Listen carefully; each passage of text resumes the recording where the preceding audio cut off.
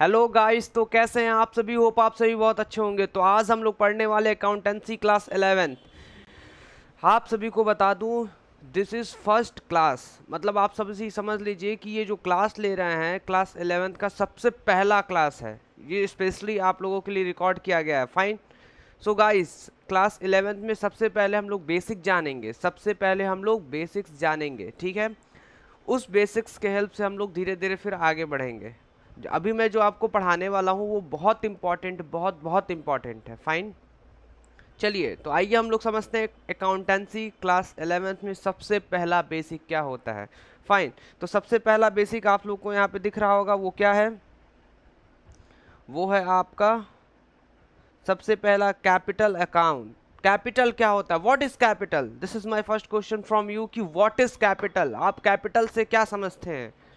Fine. तो एक SST का लैंग्वेज है कैपिटल। कैपिटल मतलब राजधानी, आप ये समझते हैं। But we are not talking about capital का मतलब राजधानी, ठीक है। हम लोग कॉमर्स पढ़ रहे हैं। क्या पढ़ रहे हैं हम लोग? कॉमर्स। कॉमर्स में क्या है? अकाउंटेंसी। तो कॉमर्स में जो अकाउंटेंसी है, अकाउंटेंसी का लैंग्वेज हम लोग को आना चाहिए। अकाउंटेंसी कहता है कैपिटल, अकाउंटेंसी कहता है कैपिटल, और अकाउंटेंसी में कैपिटल का मतलब कुछ और होता है, ठीक है। तो क्या आप कैपिटल समझना चाहते हैं? तो उसके लिए आइए थोड़ा सा नीचे। फाइन। ये देखिए, सपोज करिए ये है आपका बिजनेस, ठीक है। बिजनेस नहीं, ये समझ लीजिए कि ये आपका जमीन है, लैंड है, ठीक है। और आप यहीं पे बिजनेस करना चाहते हैं। क्या करना चाहते हैं? बिजनेस।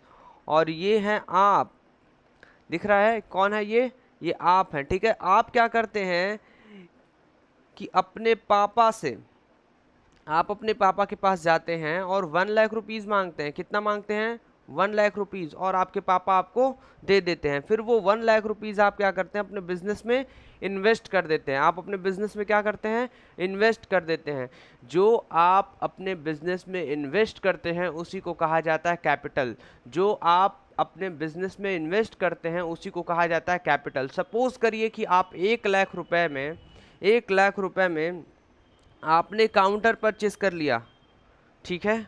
उसी 1 लाख रुपए में आपने चेयर परचेस किया। उसी 1 लाख रुपए में आपने रैक, जो रैक होता है जिसपे हम लोग सामान रखते हैं, वो परचेस किया गया।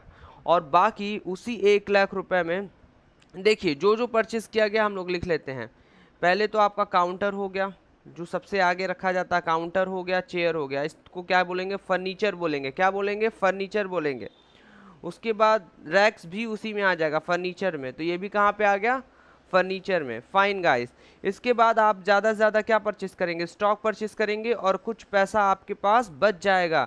ये 1 लाख रुपीज़ में जो आप इतना पूरा ये सारा सब कुछ बिजनेस में लगा रखे हैं, इसी को कहा जाता है कैपिटल। आप कह रहे सर इंग्लिश में कैसे बोलेंगे? इंग्लिश में सर समझा दीजिए, इंग्लिश में समझा दीजिए सर। फाइन। तो आपको इंग्लिश में बोलना है the amount which is invested by the proprietor in the business, the amount which is invested by the proprietor in the business is called capital। समझ आया आप सभी को? कैपिटल का मतलब होता है पूंजी। हिंदी में क्या बोलते हैं? पूंजी। कैपिटल का मतलब पूंजी। सो गाइज, आप सभी को कैपिटल समझ में आ गया होगा कि जो भी हम स्टार्टिंग में अपने बिजनेस में इन्वेस्ट करते हैं, जो भी हम अपने बिजनेस में लगाते हैं, क्या क्या लगा सकते हैं स्टार्टिंग में। आप सपोज करिए आप अपना शॉप ओपन कर रहे हैं, तो जैसा कि बताया हम, काउंटर आपको चाहिए, चेयर चाहिए, रैक्स चाहिए, स्टॉक चाहिए, कैश चाहिए। ये सब कुछ जो आप अपने बिजनेस में बहुत सारा सामान खरीद के, सपोज करिए आप जींस का बिजनेस कर रहे हैं, आप जींस लाकर परचेज करके रखें, वो भी आपका कैपिटल में आएगा, ठीक है। जब भी आप बिजनेस को स्टार्ट कर रहे हैं और उस बिजनेस को स्टार्ट करते समय जो कुछ भी आप लगा रहे हैं, इन्वेस्ट कर रहे हैं आप अपने बिजनेस में, वो सभी चीज़ों को क्या बोला जाता है? कैपिटल। गाइस, आइए हम लोग थोड़ा सा आगे बढ़ते हैं। और सेकेंड है हम लोग का assets. What is mean by assets? आप सभी को यहाँ पे दिख रहा होगा एसेट्स, ठीक है। तो आज हम लोग समझने वाले हैं कि एसेट्स का मतलब क्या होता है, ठीक है। तो देखिए, बहुत बहुत आसान तरीके से हम लोग समझेंगे कि एसेट्स का मतलब क्या होता है। देखिए, एसेट्स का मतलब होता है ऐसा कोई भी चीज़, ऐसा कोई भी चीज़ जिसको हम कैश में कन्वर्ट कर सकते हैं। अच्छा, एसेट्स का मतलब सर ऐसा कोई भी चीज़ जिसको हम कैश में कन्वर्ट कर सकते हैं, ठीक है। जैसे एग्जांपल दीजिए सर, एग्जांपल दे ही दीजिए सर। यहाँ पे हो गया एसेट्स, और एसेट्स का मतलब होता है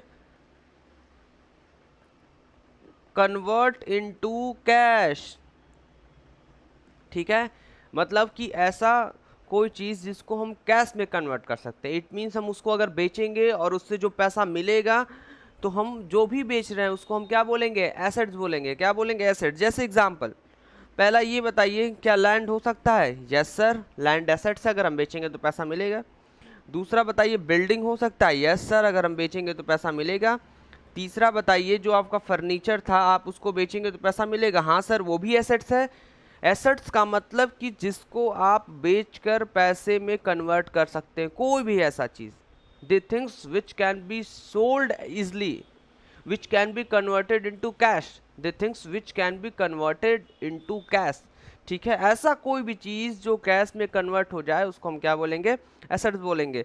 तो यहाँ पे आपके सामने लैंड हो गया, बिल्डिंग हो गया, फर्नीचर हो गया। ठीक है, आप स्टॉक भी ले लीजिए और सारे वो सभी चीज़ें ले लीजिए, इवन आप पूरा अपना बिजनेस ही बेच दीजिए। बिजनेस इज योर एसेट्स, आप सब कुछ बेच दीजिए। ठीक है, फाइन। तो यहाँ पे हम लोग दो बेसिक समझ गए, पहला कैपिटल क्या होता है, दूसरा एसेट्स क्या होता है। So fine guys, we are going to understand what is liability. Liabilities क्या होते हैं? देखिए, लायबिलिटीज को समझने के लिए सबसे बढ़िया है रिस्पॉन्सिबिलिटी। जहाँ आपकी रिस्पॉन्सिबिलिटी क्रिएट होती है उसी को क्या बोलते हैं हम लोग, लायबिलिटी बोलते हैं। जहां हम लोग की रिस्पॉन्सिबिलिटी क्रिएट होती है उसी को क्या बोलते हैं हम लोग, लायबिलिटी बोलते हैं। आइए हम लोग रिस्पॉन्सिबिलिटी, रिस्पॉन्सिबिलिटी का मतलब क्या होता है, दायित्व होता है। रिस्पॉन्सिबिलिटी का मतलब दायित्व। ठीक है, तो आइए हम लोग समझते हैं क्या रिस्पॉन्सिबिलिटीज। देखिए देखिए, ये आपका है बिजनेस। अब आप बिजनेस बना चुके हैं, क्या है ये आपका, ये है आपका बिजनेस और ये हैं बिजनेस के मालिक। इट मीन्स आप हैं, ये बिजनेस के मालिक आप हैं। फाइन, तो ये हैं आप। अब देखिए क्या है कि आप कानपुर से सामान मंगाए हैं। कहाँ से सामान मंगाए हैं? कानपुर से। और जैसा कि आप किस चीज़ का बिजनेस कर रहे हैं, जीन्स का बिजनेस कर रहे हैं। किसका बिजनेस कर रहे हैं? जीन्स का। आप जीन्स बेचते हैं। आप फ़ोन किए कानपुर, कानपुर फ़ोन करके कह रहे हैं राजू भैया, वहाँ पे राजू भैया है, जींस बेचते हैं। ठीक है, राजू भैया आप हमको एक काम करिए, 50,000 रुपये का जींस भेज दीजिए। कितने का जींस भेज दीजिए? 50,000 रुपये का, और पैसा हम बाद में देंगे। ठीक है, राजू भैया आपको यहाँ पे जींस भेज दिए। क्या भेज दिए? जींस भेज दिए। और आप बोले कि राजू भैया हम आपको बाद में पैसा दे देंगे। क्या आपका यहाँ पे दायित्व क्रिएट हुआ? क्या आपकी रिस्पॉन्सिबिलिटी क्रिएट हुई? क्या आपको राजू भैया को 50,000 रुपये जींस के पैसे देने हैं? हाँ। तो जहाँ आपकी लायबिलिटी क्रिएट होती है उसी को हम क्या कहते हैं, सॉरी, जहाँ आपकी रिस्पॉन्सिबिलिटी क्रिएट होती है उसी को हम क्या कहते हैं, लायबिलिटी। फाइन, तो आपको पैसा देना है, this is your liability, this is your responsibility, this is your दायित्व। ये आपका दायित्व है, आपको पैसा देना है। आप कह रहे सर समझ आ गया, सर समझ आ गया। लायबिलिटी का मतलब यही होता है कि जहां हमारा दायित्व क्रिएट होता है, जहां हमारा रिस्पॉन्सिबिलिटी होता है। अगर हम किसी से सामान खरीदे हैं, जैसे कानपुर वाले राजू भैया से अगर हम सामान खरीदे हैं तो 50,000 रुपये हमको बाद में देना है। जो हमको पैसा देना है 50,000 रुपये, वही हमारी रिस्पॉन्सिबिलिटी है, और जो हमारी रिस्पॉन्सिबिलिटी है वही हमारी लायबिलिटी है। आप लोग कह रहे हैं yes sir I got it. Fine, आप लोग कह रहे हैं yes sir I got it. So now guys, हम लोग आगे समझते हैं डेटर्स का मतलब क्या होता है। डेटर्स के बाद समझना है क्रेडिटर्स का मतलब क्या होता है। ठीक है, देखिए जो भी आप जींस परचेस करके लाए हैं, अगर वो जींस आप सामने वाले कस्टमर को बेच देते हैं, किसको बेच देते हैं? कस्टमर को, वो भी उधार में। जो आप जींस परचेस करके लाए हैं, क्यों लाए हैं? बेचने के लिए। और जब आप जींस को बेच रहे थे तो वहाँ उसी टाइम एक कस्टमर आया जिसको आप जानते थे। वो कस्टमर बोला कि हमें जींस चाहिए, आप जींस दे दिए। वो बोला पैसा हम बाद में देंगे। तो जो कस्टमर आया था उसका नाम रख ले रहे हैं, सपोज करिए उसका नाम है सोहन। ठीक है, तो आप बोले अरे सोहन भाई तुमको जींस चाहिए, ठीक है जींस ले लो। ठीक है, सोहन भाई को आप जींस दिए हैं सिर्फ 5,000 रुपीज़ का। सोहन भाई जींस लेके कह रहे हैं कि भाई हम तुमको पैसा बाद में देंगे। आप बोले ठीक है आप बाद में देना, और अपने पास अपने कॉपी में पता है क्या लिख लिए? डेटर्स, मतलब जिससे पैसा आपको लेना है, जिसको आप उधार दिए हैं। सामने वाले को आप उधार दिए हैं, उससे पैसा लेना है, मतलब जो सामने वाला पर्सन है वो क्या है, डेटर्स।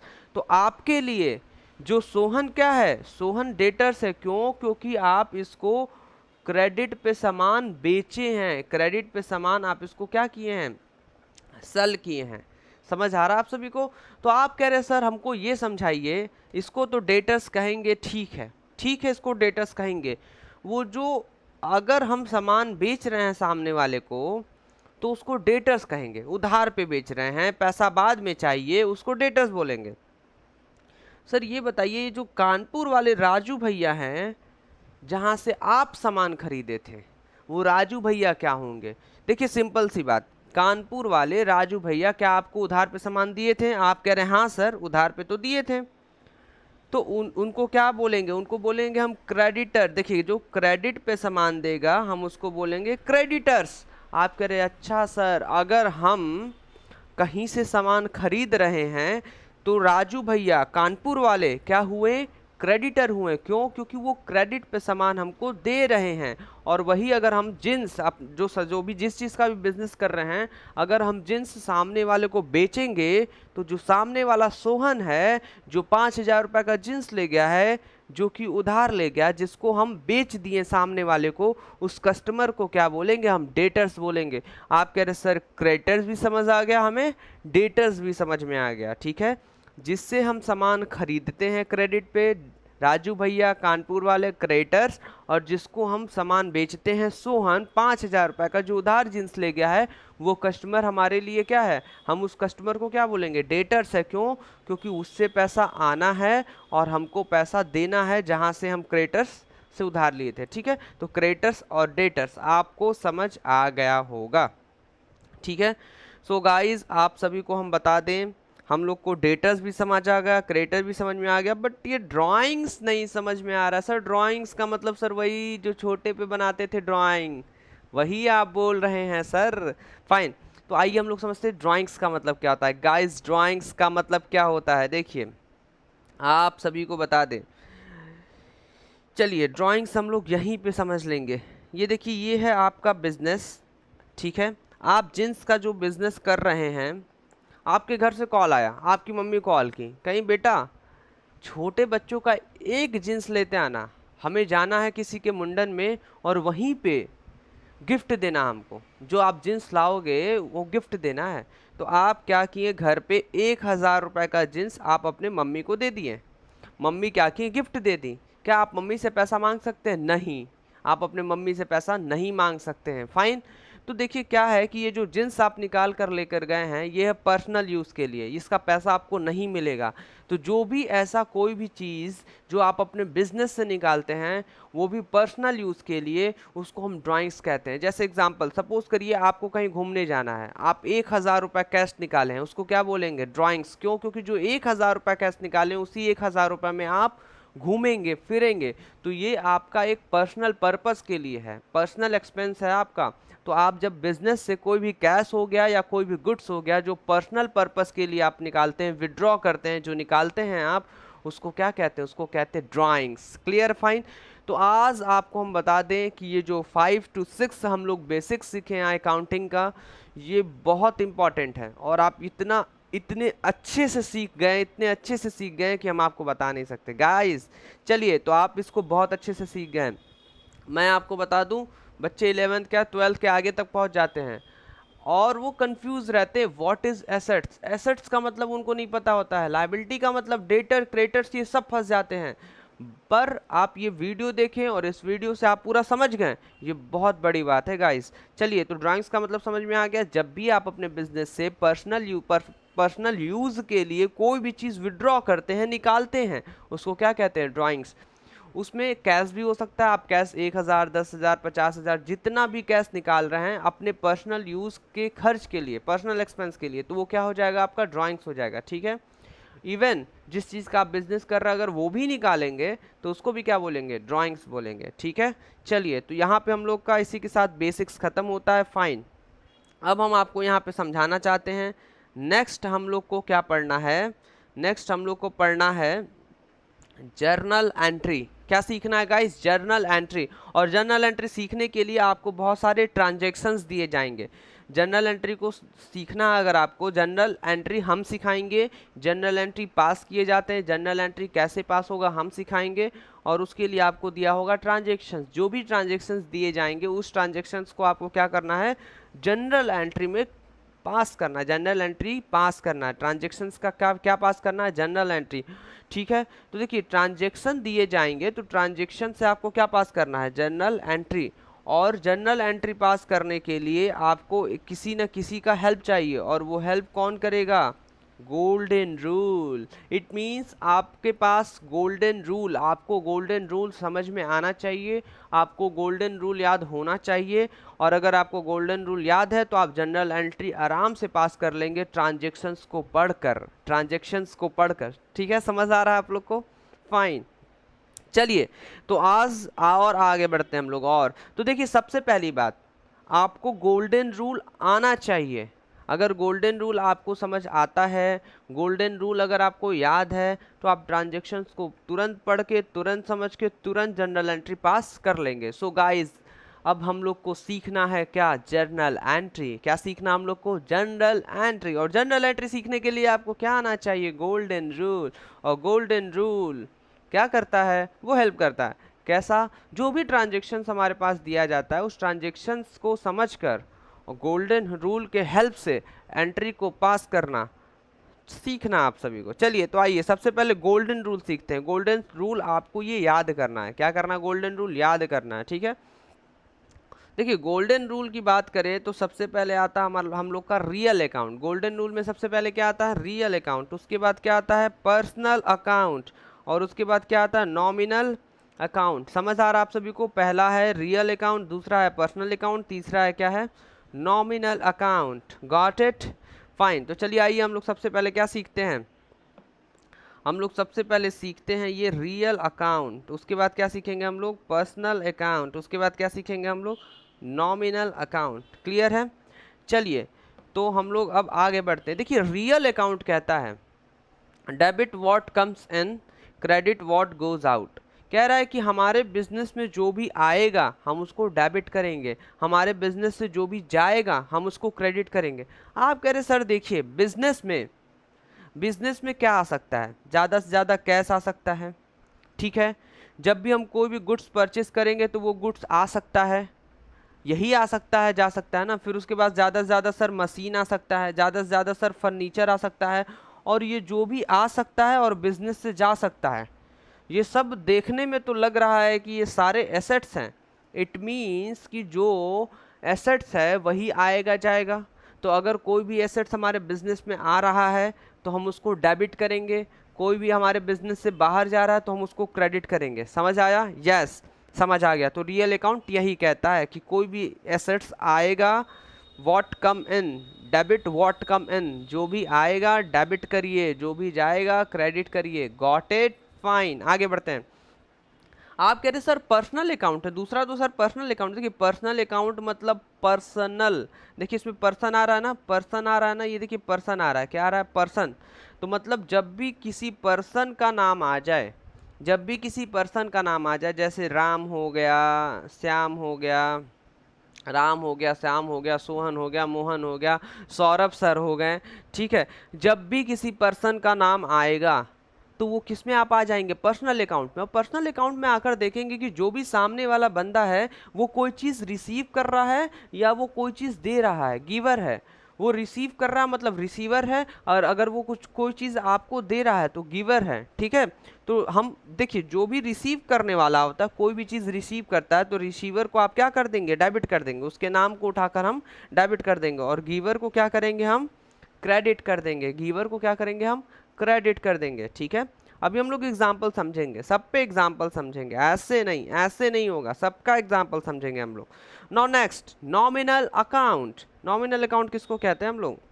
नॉमिनल अकाउंट का मतलब होता है all the expenses and losses are debited. जिसमें भी आपका एक्सपेंस आता है और जिसमें भी आपका लॉस आता है। एक्सपेंस, और अगर लॉस आएगा तो आप उसको क्या कर दीजिएगा, डेबिट कर दीजिएगा, और जितना भी प्रॉफिट होगा और जितना भी गेन होगा आप उसको क्रेडिट कर दीजिएगा। आप कह रहे सर समझ में आ गया, अगर हमारा नुकसान हुआ, अगर हमारा मतलब नुकसान मतलब एक्सपेंस हुआ, लॉस हुआ, अगर हमारा एक्सपेंस हुआ, अगर हमारा लॉस हुआ, हम सभी लॉस और एक्सपेंस को क्या कर देंगे, डेबिट। जैसे हम किसी को सैलरी दे रहे हैं, हमारा नुकसान हो गया, लॉस हो गया एक तरह से, हम क्या दे रहे हैं, सैलरी दे रहे हैं, तो उसको क्या करेंगे, डेबिट। या एक्सपेंस आप मान लीजिए, अगर हम किसी को सैलरी दे रहे हैं तो सर मेरा एक्सपेंस है, हम क्या करेंगे, डेबिट। हम किसी को वेजेस दे रहे हैं, वेजेस, वेजेस का मतलब होता है मजदूरी, अगर हम किसी को वेजेस दे रहे हैं, वेजेस, तो हमारा क्या हुआ, ये भी हमारा एक्सपेंस हुआ, हम भी इसको करेंगे डेबिट। समझ आ रहा है आप सभी को। मान लीजिए कहीं से आपको प्रॉफिट होगा, कमीशन मिल गया, तो कमीशन मिला तो ये क्या हो गया, प्रॉफिट हो गया, गेन हो गया, तो हम क्या करेंगे, क्रेडिट करेंगे। क्या करेंगे हम लोग, क्रेडिट करेंगे। क्लियर है। चलिए तो हम लोग बढ़ते हैं आगे। तो आगे बढ़ेंगे तो देखिए सबसे पहली बात कि आपको ये गोल्डन रूल याद हो जाना चाहिए, इसी गोल्डन के रूल्स के हेल्प से हम लोग करेंगे। इसके बाद हम लोग को पढ़ना format of journal entry. Format of general entry guys आप सभी को बता दें, देखिए पहला ये है, दूसरा ये है, तीसरा ये है, चौथा ये और पांचवा ये। बस आपको 5 चीज़ आने चाहिए, ठीक है। सबसे पहले आपको डेट का कॉलम ड्रॉ करना है, उसके बाद जो जितने बड़े में है आपका पार्टिकुलर होगा। फिर ये जो लिखा है L&F, इसको कहते हैं लेज़र फॉलियो। क्या कहते हैं हम लोग, लेज़र फॉलियो। ये आप जब भी जर्नल एंट्री पास करेंगे तो ये जो कॉलम है हमेशा ये खाली रहेगा, ठीक है। जब प्रैक्टिकल लाइफ में आप जाएंगे तो उस प्रैक्टिकल लाइफ में इस लेज़र फॉलियो के अंदर आपको पेज नंबर लिखना होता है। क्या लिखना होता है, पेज नंबर। आप कह रहे सर लेज़र फॉलियो मतलब L और F बोल रहे हैं, यहाँ पे लिखा हुआ है ना LF, ठीक है। तो LF को कहते हैं हम लोग लेज़र फॉलियो। आप कह रहे सर लिख कर बता दीजिए लेज़र फॉलियो। आप प्रोनाउंसिएशन तो सही कर रहे हैं पर हमको ये भी बता दीजिए कि लिखते कैसे हैं। तो देखिए लेज़र फॉलियो ऐसे लिखते हैं इसको, ये है आपका लेज़र फॉलियो। क्या है आपका, लेज़र फॉलियो। यहाँ पे क्या लिखते हैं, जब प्रैक्टिकली हम ये सब चीज़ करेंगे, रियल में करेंगे जब हम ये सारा कैलकुलेशन, तो उस समय यहाँ पे पेज नंबर लिखा जाता है। अच्छा ये वाला ट्रांजेक्शन का इफेक्ट कहाँ कहाँ गया, वहाँ का पेज नंबर लिखा जाता है। यस, पेज नंबर लिखा जाता है। और इसमें डेबिट अमाउंट हो गया और ये क्रेडिट अमाउंट हो गया। क्लियर है, फाइन। आई होप आप सभी को ये बहुत अच्छे से समझ आ रहा होगा, ठीक है। चलिए तो हम लोग आगे बढ़ते हैं अब, ठीक है, आगे बढ़ते हैं। तो इसके बाद आप कह रहे सर ट्रांजेक्शन समझ नहीं आया, ट्रांजेक्शन सर बता दीजिए ट्रांजेक्शन कैसे लिखते हैं, सर हमें बताइए ट्रांजेक्शन कैसे लिखते हैं। So guys we are going to learn what is transactions, ठीक है। ये देखिए आपको हम ट्रांजेक्शन सिखा देते हैं, ठीक है। ये देखिए आपका हो गया यहाँ पे ट्रांजेक्शंस, ठीक है। देखिए ट्रांजेक्शन्स का मतलब होता है एक्सचेंज। क्या होता है ट्रांजेक्शन का मतलब, एक्सचेंज होता है। जब कभी भी जहाँ भी एक्सचेंज होगा उसी को क्या बोलते हैं हम लोग, ट्रांजेक्शन बोलते हैं। क्या बोलते हैं हम लोग, ट्रांजेक्शन्स बोलते हैं। सपोज करिए कि ये आप हैं, ठीक है, सामान को सेल कर रहे हैं, तो आपके पास से गुड्स गया सामने वाले के पास और सामने वाला आपको कैश दिया, तो क्या आपके पास से सामान गया, तो आप कह रहे हैं हाँ सर गया। क्या आपके पास कैश आया, तो आप कह रहे हैं सर हाँ आया।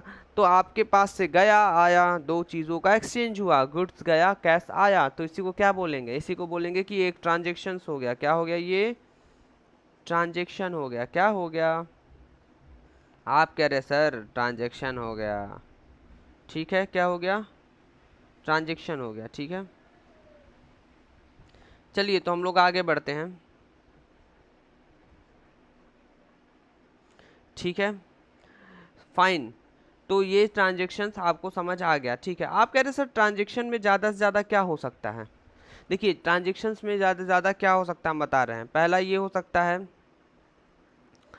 कि एक राम है, ठीक है, स्टार्टेड राम स्टार्टेड नहीं, बिजनेस स्टार्टेड बाय राम ऐसे कर देते हैं, या राम स्टार्टेड द बिजनेस। क्या लिख सकते हैं हम लोग, Ram started the business, Ram started the business with cash. जो राम है वो कैश लगाकर क्या किया है, बिजनेस को स्टार्ट किया है। जो राम है वो कैश लगाकर क्या किया है, बिजनेस को स्टार्ट किया। कितना लगाया है, 1 लाख रुपीज़। कितना लगाया है, 1 लाख रुपीज़। आप कह रहे सर ये तो जो राम है बिजनेस स्टार्ट किया, ये तो कैपिटल हो गया, क्योंकि जब भी हम बिजनेस में कुछ भी कैश लगा रहे हैं या जो भी इन्वेस्ट कर रहे हैं बिजनेस के अंदर, उसको तो कैपिटल बोलते हैं। हाँ ठीक है, ठीक है, आपको आ रहा है, हम समझ सकते हैं कि आपको आ रहा है, समझ आ रहा है, ठीक है। सो दूसरा ट्रांजेक्शन क्या हो सकता है? दूसरा ट्रांजेक्शन हो सकता है purchase goods, purchase goods from Shyam. आप श्याम से सामान खरीद लिए, कितने का खरीदे हैं? 50,000 रुपए का, ठीक है। तीसरा ट्रांजेक्शन क्या हो सकता है? तीसरा ट्रांजेक्शन हो सकता है परचेज गुड्स फॉर कैश। अच्छा, यहाँ पे कैश दे रहे हैं सर, ठीक है ठीक है, कितने का? 20,000 का। क्लियर है? आइए एक दो एंट्री हम लोग पास करके देखते हैं कि हमारे पास क्या आया क्या गया, ऐसे समझते हैं, ठीक है। ये देखिए क्या लिखा है, Ram started the business with cash. जो राम है वो बिजनेस स्टार्ट किया है, बिजनेस के अंदर क्या लगाया है? कैश। तो ये बताइए गाइज, यहाँ पे हम लोग क्या सीखे थे? यहाँ पे सीखे थे कि जो भी हमारे बिजनेस में आएगा हम उसको क्या करेंगे? डेबिट करेंगे। डेबिट व्हाट कम्स इन, जो भी हमारे बिजनेस में आएगा हम उसको क्या करेंगे? डेबिट करेंगे। तो क्या ये बताइए, जब भी आप बिजनेस स्टार्ट करेंगे और ये जो भी राम है, ये जो राम है, राम बिजनेस को स्टार्ट किया है, तो बिजनेस में क्या लगाया? आप कह रहे सर कैश लगाया, तो हमारे बिजनेस में क्या आया? आप कह रहे सर कैश आया है। अब बताइए जो भी आता हम उसको क्या करते हैं? आप कह रहे सर डेबिट करते हैं, ठीक है। तो देखिए यहाँ पे क्या लिखेंगे, लिखेंगे हम लोग कैश अकाउंट, और यहाँ पे क्या लिखेंगे? डेबिट, और ऐसे लिखेंगे टू। ये जो टू लिख रहा है ना, ये क्रेडिट हो गया, और जो ऊपर हम यहाँ पे डेबिट लिखे हैं वो डेबिट है। क्लियर है? डेबिट को कैसे लिखते हैं? D R. डेबिट को कैसे लिखते हैं हम लोग? D R. क्लियर है? तो कैश अकाउंट डेबिट, और इधर लिखेंगे कैपिटल। जब भी हम बिजनेस स्टार्ट करते हैं तो वो क्या होता है? वो कैपिटल होता है। डेट कुछ भी जान डाल लीजिए, सपोज करिए 1 जैन है, 2022 है। आपके बुक में जो भी डेट दिया रहेगा आप डाल लीजिएगा। इसके बाद आप अमाउंट लिख लीजिए, कितने से बिजनेस को स्टार्ट किया है? 1 लाख रुपए से, तो हम लोग क्या लिखेंगे यहाँ पे? 1 लाख रुपया। देखिए डेबिट के सामने 1 लाख रुपया, और ये जो क्रेडिट वाला है, क्रेडिट के सामने यहाँ लिखेंगे हम लोग 1 लाख रुपया। क्लियर है? समझ आ रहा है आप सभी को? आप कह रहे यस सर, गॉट इट, ठीक है। चलिए ऐसे ही लिखना होता है। फिर उसके बाद हम लोग को यहाँ पे नरेशन लिखना होता है। इसको क्या बोलते हैं? नरेशन। सबसे पहले क्या लिखते हैं नरेशन में? नरेशन में सबसे पहले लिखते हैं बीइंग। सबसे पहले क्या लिखते हैं? बीइंग। और फिर छोटा सा उसको एक्सप्लेन, मतलब ब्रीफ डिस्क्रिप्शन दे दीजिए कि ये क्या है, आप ऊपर एंट्री किस चीज़ का पास किए हैं। तो being business started, being business started with cash, बस इतना ही लिखना, इसी को कहते हैं नरेशन।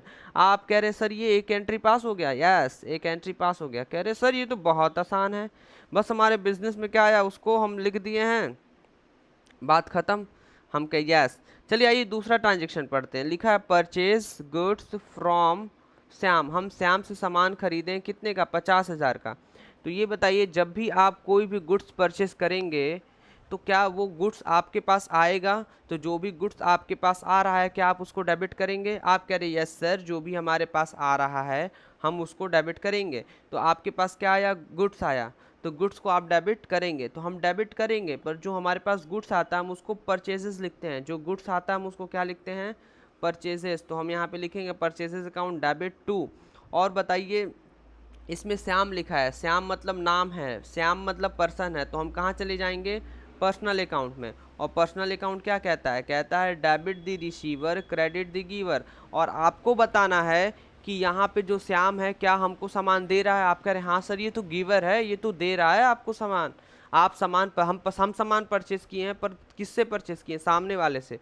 और सामने वाले का नाम क्या है? श्याम नाम है। क्या नाम है?